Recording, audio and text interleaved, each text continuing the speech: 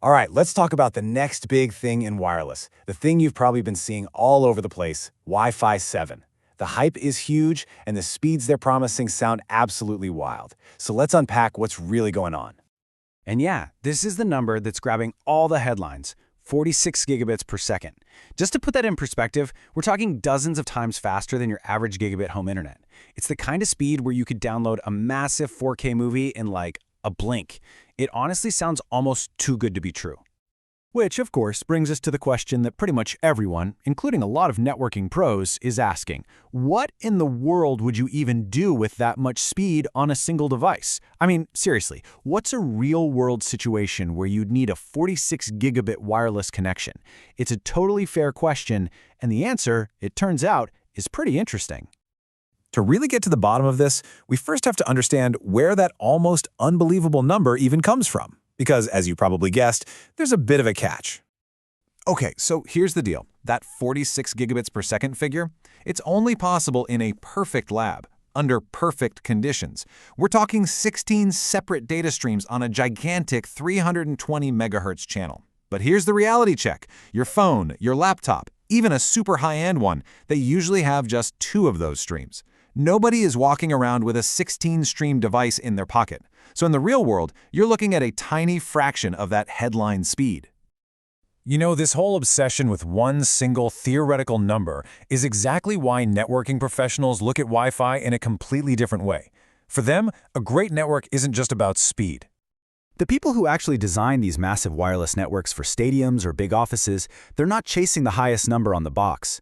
They're focused on things like stability, capacity, and efficiency, what they call network health and airtime. They would way rather have a connection that's a little bit slower but is absolutely rock solid for everyone, instead of a theoretically faster network that's just going to get bogged down by interference. This analogy I saw online just hits the nail on the head. Remember the megapixel wars with digital cameras? Everyone was obsessed with having more, thinking it automatically meant a better photo, but then we all learned that jamming too many pixels onto a tiny sensor just created noisy, bad-looking pictures. Well, the obsession with Wi-Fi speed is the exact same thing. It's just one number that doesn't tell you the whole story about the actual quality of the connection. So, if the 46 gigabits number is mostly just marketing hype, what are the actual improvements in Wi-Fi 7? You know, the things we should really be excited about. Let's get into it. Okay, this is the big one. If there's one feature you remember about Wi-Fi 7, make it this: multi-link operation, or MLO. This is a huge deal. For the first time ever, your device isn't stuck talking on just one Wi-Fi band at a time. MLO lets it connect and use multiple bands, like the 5 and 6 gigahertz bands, at the exact same time.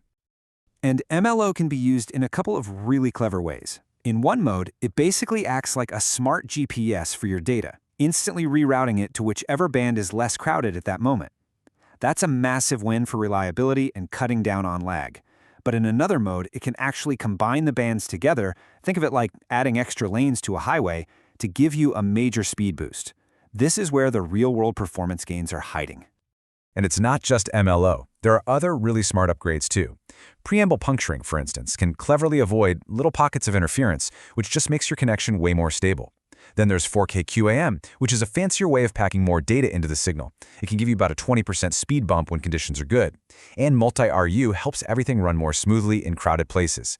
You see the theme here? It's all about making the connection smarter, more robust, and more efficient, not just faster on paper.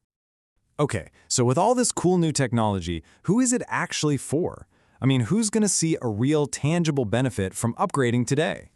First, and this is super important to remember, many of Wi-Fi 7's best tricks, especially MLO, need the 6 gigahertz band to work their magic. And the reality is, we're still really early on with 6 gigahertz adoption. Only about a quarter of our devices can even see that band, compared to almost all of them that can use 5 gigahertz. So we won't really feel the full power of Wi-Fi 7 until more of our gadgets can get on that new radio spectrum. So the folks jumping on this right away are the ones with very specific, very demanding needs. Think about wireless VR gamers who need that buttery smooth, low-latency connection to not feel sick. Or maybe you're a work-from-home power user, like a developer or a video editor, who's constantly moving huge files across your home network. It's also a total game-changer for massive places like stadiums and airports, and for internet providers who want to make sure that multi-gigabit fiber plan you're paying for actually delivers those speeds over Wi-Fi. For them, Wi-Fi 7 is a problem solver. So after all that, we finally land on the big question. Should you run out and upgrade all your stuff to Wi-Fi 7 right now? For most of us, the experts have a surprisingly simple and clear answer. And here it is. This is the key takeaway. For most people, the best, most impactful upgrade you can make to your home network right now is not jumping all the way to Wi-Fi 7. It's making the move to Wi-Fi 6E. Let me put it another way. The single biggest improvement you can give your wireless life today is simply getting access to that wide-open, super fast, totally uncongested 6 GHz band. It's like finding a brand new, empty, multi-lane highway that's just for your devices. And the best part is, you don't need Wi-Fi 7 to do it. Wi-Fi 6E unlocks that for you. So at the end of the day, it's best to think of Wi-Fi 7 not as a simple speed bump for your phone today, but as the foundation for the wireless world of tomorrow. It's building the reliable, high-capacity, low-latency fabric that's going to power applications we haven't even dreamed of yet. And that leaves us with a really fascinating question to chew on. What new things will we invent? What new possibilities will open up when our wireless connection is finally, truly never the bottleneck?